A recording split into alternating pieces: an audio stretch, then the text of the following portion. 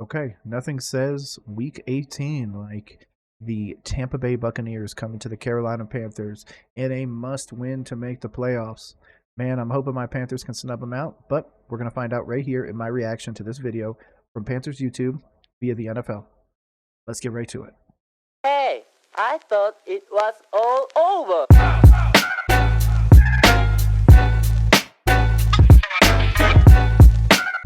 Yep, here we go. This is the breakdown. The NFL puts these out for a lot of the teams.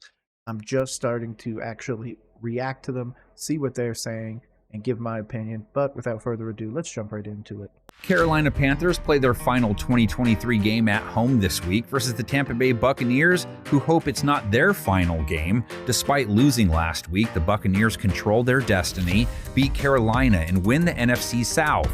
They take on a Panthers team that RIP to that number one pick. Could have been Caleb Williams. Much rather would have had Marvin Harrison Jr., but hey. didn't score a single point last week. It's deflected and picked off, intercepted, and a disastrous day for the Panthers offense continues. Buccaneers. And it was a really bad game. I didn't expect the Buccaneers to crap the bed versus the Saints, but this is going to be a real interesting one. Obviously, Bryce is going to play. Most of the Panthers are going to play.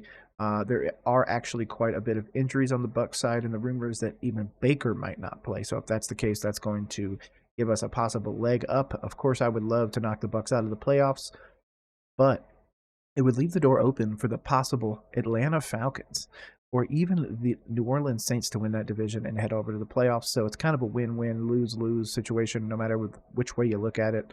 Yeah, man, I'd like to get a win, but 124 offensive yards last week was not good enough.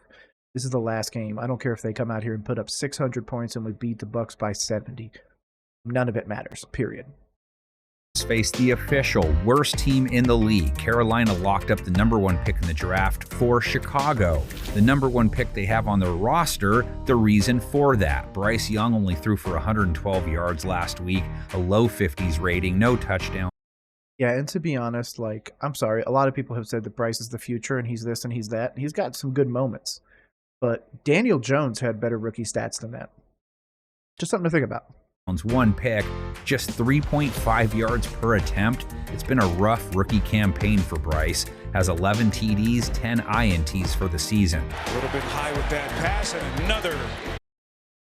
Just don't know. This whole elite processing thing is still something sticking in my craw.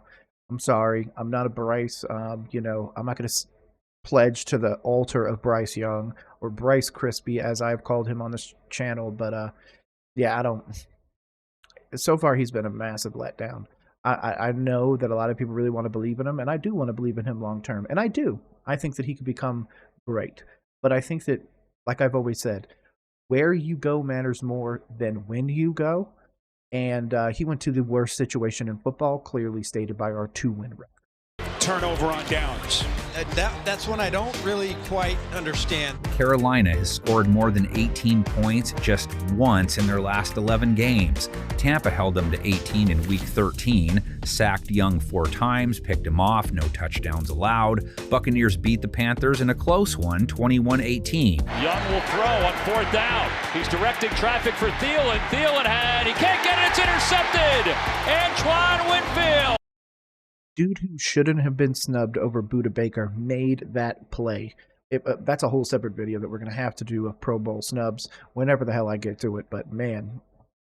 Part of the reason Carolina played Tampa close, and the number one reason Buccaneers fans might feel a little nervous this week, the Panthers held Baker Mayfield to 202 yards in that game, only 1 touchdown, and they picked him off. They made him look bad and made a game of it. It's up for grabs, and it is intercepted. And I don't think that happens again. I think it's either a blowout on the Bucs side or it's Panthers are actually able to move the ball. I don't think that there's any other way. I don't think this is ever a close game on either side. Either we are going to dominate or we are going to get dominated. Simple and easy. Don't be a box score watcher at the end if this ends up 21-17 or something stupid. Don't come at me like, oh man, you said it wouldn't be close. Watch the game. It's still going to matter. We're going to get pushed around if we lose this game. And if Baker comes out there and hits Mike Evans for another 70-yard touchdown over the top, we're screwed. Intercepted! Xavier Woods! Mayfield's latest outing, a mixed bag that came. Yeah, but look at that. 28 touchdowns. double what Bryce Young has and then some with the same amount of interceptions. So I don't think we should have gotten rid of Baker. I didn't think that a 5'10 quarterback is the necessarily best option going forward, but I'd much rather have Baker that's been able to prove that he can win at a high level as opposed to the gamble of Bryce Young. Again, when we picked Bryce Young, I'm going to continue to say, I was happy with it. He's accurate. He can do a lot, but he requires a good offensive line and good offensive weapons, to which we have not given him. So, along with 2 INTs, too. Mayfield, stunt coming, sees it, throws, and it's in. Speaking of, if you're a Bucs fan and if you've been watching my breakdowns, your offensive coordinator, I'm going to make sure I don't butcher his name right now, but I'm pretty sure it's Cardenas or something like that. Your OC for the Tampa Bay Buccaneers is going to be poached by another team, most likely, if he's not given, obviously the bag in Tampa or long-term security. So, if he's cooking stuff up, man, he could tear this Carolina defense to pieces. It's been real tough. Obviously, they're not going to run a ton because we do have Derek Brown, who has been one of the best tacklers in the game this season. But we really can't get the pressure on the quarterback. So if Baker does end up playing, or if we end up getting diced by like a Kyle Trask, then we need more than a 5-alarm fire. Intercepted. Jonathan Abram has it. Baker did finish strong last week at least. Threw for 2 TDs, over 300 yards, over 9 yards per attempt. Mayfield taking a shot, middle of the field. It's caught for the touchdown.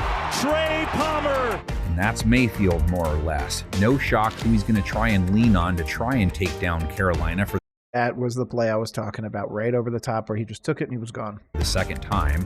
Mike Evans went for 162 yards and a touchdown versus the Panthers, has over 1,200 yards for the year after going for 70 yards last week. Here's Mayfield, lets it rip, and now wide open, it's Evans. Finally, they get back to Mike Evans. This is one of those dudes. I actually said before the trade deadline that we should have tried to make a play for Evans. I think we could have given up the 33rd pick, first pick out of the second round in this upcoming draft for Mike Evans, and I think they probably would have bid on that. It's basically a late first, so it's going to be real interesting. I think he's going to get paid. I, of course, would try and get him under $20 million so you could bring in some more talent around him, especially if he's going to stay in Tampa. But I could also see him going to a different place. I'm not really sure where. Probably not in division, of course, but interesting nonetheless. Chris Godwin put up 81 yards in a TD last week. He just needs a smidge more for a 1,000-yard season. Here's Mayfield, just loading up, has Godwin wide open. He's got the catch, and Godwin's going to score. 2 touchdowns thing is sad for Godwin, but man, I didn't even think he was rated 1,000. That's pretty awesome that the Bucs are going to have 2,000-yard receivers. Rashad White ran for 80-plus yards in a score versus Carolina. And then, there's no way he hits 1,000-yard rushing. I'm sorry, bro. You're versing Derek Brown. If you can get some runs off to the side, that'd be great, but you need 85 yards to hit $1,000. He needs 85 rushing yards to hit the 1,000-yard mark. They give it to White, and White's got the first down and more. White. Yeah, if he breaks off 1 or 2 of those, he'd get there real quick. Inside the 30. He's waiting to see where, and he finally does. Panthers defense he faces just gave up over 100 yards to Travis Etienne, too. 6.4 yards per carry, 2 touchdowns. My fantasy playoff, man, he finally went for over 100 yards. It was great. And Etienne was a sub 4-yard per carry run guy going into that game. Etienne off and running. Breaking a tackle. Etienne, touchdown. The thing that blows my mind about that is people are saying that Derek Brown got snubbed for the Pro Bowl. Okay. All you have to do is run to the outside, and you are so much more successful. Of course, running at that big dude is going to, impede your ability to put your yards and points on the board if you're running against him. But go to the outside. Derek Brown ain't there, man. That secondary can't handle it. Even some of our linebackers at times just miss straight up tackles. So they're going to go to the outside if they're going to run the ball. I don't think that's what it's going to be. I think it's going to try and be a shootout. If this is going to be a game that we compete in or can win, it's going to be like the Packers game. I would expect Bryce to have almost 100 passing yards, if not more, by the first quarter. And then obviously try and lean on that run game as much as we can to try and get the game over with. But if that doesn't happen, if he ends up the first quarter with like 43 passing yards, then this is a wrap. Buccaneers only have 1 loss to a team not above 500. Can't call it a layup because they barely got it to drop when they faced each other earlier. Take to the comment section with your predictions. Let's see what the panel of 10 has. interesting one. All the teams pick one side. That one, Mr. Rank picking our Carolina Panthers. I think it's closer going to be what Cess and Spice said. We haven't been able to put points on the board, regardless of what everybody believes Thomas Brown and Ejiro Evero have been for this team. We haven't been able to do anything on the offensive side, so I just can't. And I won't give it to the Panthers. I won't pick them. I won't pick this game. Yeah, it's going to be one or the other. We're going to know by the end of the first quarter. Nice and easy.